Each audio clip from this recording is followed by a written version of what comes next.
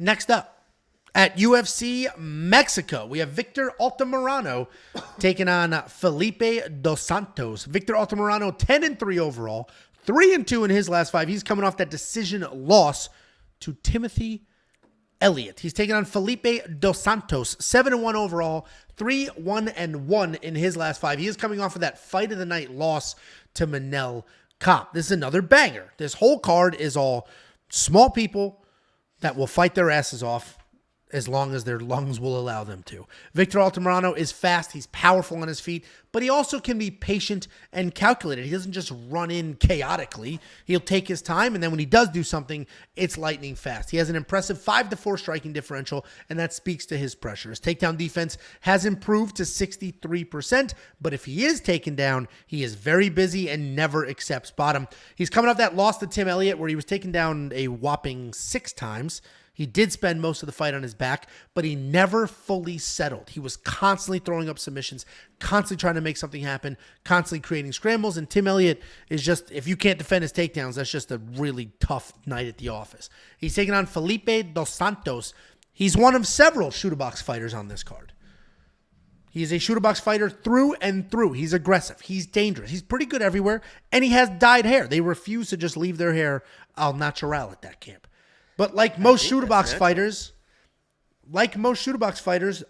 not named Ian Gary, he doesn't have much in the way of striking defense. What a he's got a kind of a beautiful face with those cheekbones and the eyebrows. He's got like a snake look, like piercing snake eyes. Yeah, it reminds me of that guy that remember his mugshot went viral. That And then he literally became a model. He like started dating some billionaire or something like that. Not only did he not only was he a felon, his mugshot was for like beating a woman, and women are like, he's so hot. Oh my god, it's like, dude, he beat a woman. That's kind of like allegedly. I don't know slander. That's like the Felipe look right now, though. It's like. It's fire. All right, well, our live viewer count just went from 400 to 300 because of the weird noise you made when you looked at this guy's eyes. Anyway, Felipe, very hittable, but also very dangerous. He is a shoot-a-box fighter. He likes to pressure forward. He throws everything he can, but it leaves him open for counters and takedowns. He is capable on the ground. He does have some offensive takedowns as well, but they're not great, and he does slow down late in fights. He'll take chances. It does not always work out for him, but he will take those chances. He will try to win every fight that he's in. He's coming off that fight of the night loss to Manel Kape in that UFC debut. This should be a fun fight. This whole card should be fun fights. 2 guys who don't stop. They're both looking for a finish. Dos Santos is far more dangerous. That's probably why he's a 3-1 favorite here. Both of these guys had really tough opponents in their last fights. Both of them actually looked good. They both lost, but I thought they both looked good in their last fights. I am going to go with danger here. Victor is fast and he's busy and he tries to make stuff happen, but he's not nearly as dangerous. So I am going to go danger here, but if Victor can get this to the ground, then, Felipe's got nothing. That's my pick. I'm going Felipe, but medium level confidence here. What do you think, Jakey boy? Yeah, honestly, it's this type of shit that just fucking breaks my heart, Angelo. And that is the fact that this is one of 4 fights, damn it. Damn it.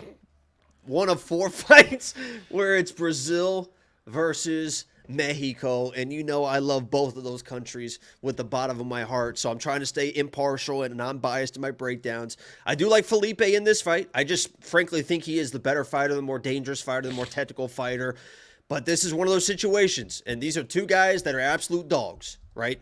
Both these guys are absolute dogs, tough dudes. But Felipe, I do worry about these shoot-a-box guys showing up late, especially when they're fighting people that are as durable as Victor. Victor is a durable guy. He can take a beating. He will be there. And even if he's getting beat on for 2 rounds, he will be there in the 3rd round to try and overturn that fight and get a finish. He is an absolute dog. So I'm going Felipe here. And I do have a bet on Felipe because he is the better fighter, right? This is almost, I don't want to say like an Ian Gary situation, but we told you guys, hey, Ian's the better fighter.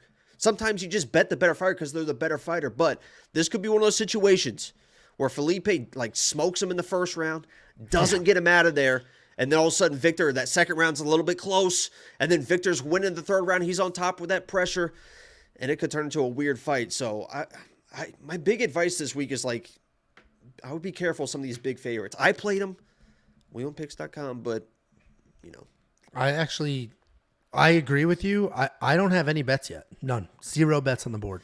Because I'm like, and I'm getting. First of all, I'll be honest with you. The better the safety parlay does, the more pressure mounts. Like I'm feeling the pressure. Like we had the pressure I felt. You were there. We watched the fights live together. You'll see our live reactions in the Fight Foods vlog. But I was like stressing the safety parlay because hundreds of people, people signed up on top of the thousands we already had only for the safety parlay. And I'm just like, fuck. It was the over 2.5 for the Miranda fight, right? Yeah, and over 2.5 for Merab. Yeah, because Merab and got both of them rocked. Yeah, and both of those fights started sketchy. Did you see? I saw on Twitter Miranda got launched. Wait, let's finish this and then. All right, fine, but we're like this is. I know, but there's just a clip of a side by side of Cejudo dropping Merab and Moraes dropping Merab, and it's the exact same spot on the octagon, the exact same combination, the exact same timing. It's crazy.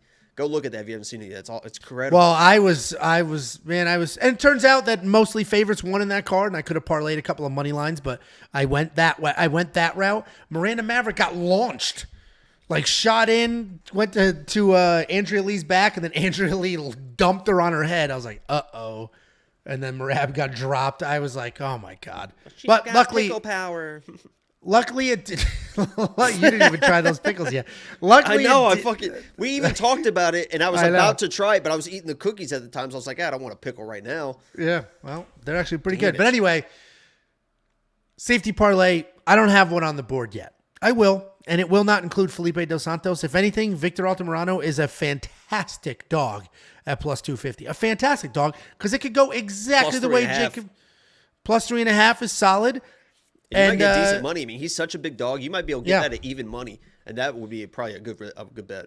I mean, this fight could go exactly the way Jacob said. Felipe could dominate the first round and then just hit a wall and slow down very dramatically. Same logic for DraftKings. Victor Altamirano can put up some decent numbers. We saw what he did with Tim Elliott. That dude did not settle on his back for a half a second. Obviously, Felipe looked great against Manel Kopp, even in that loss. And Big Capper commented that as well. I'm not going to find this comment in a reasonable amount of time, but he gave Manel Kopp a run for his money in a UFC debut. So both of us, and sure, he can take a shot too. Yeah, no, while he is hittable, you can see it here. The dude is hit with 7.47 significant strikes a minute, which is a ton. This is not an extrapolated number. That fight was a long enough fight that these are true like numbers. My stats. Yeah. These are true numbers. Ow. Oh, my nose is bleeding. Ow. So we're both on the Felipe side. We are both cautioning you there. And when the props all drop, I'll take a closer look, as Jacob mentioned, to the Victor Altamirano plus 3.5. If you are a premium member, go to your account page, link to Discord. You'll get an alert if and when we do place those bets.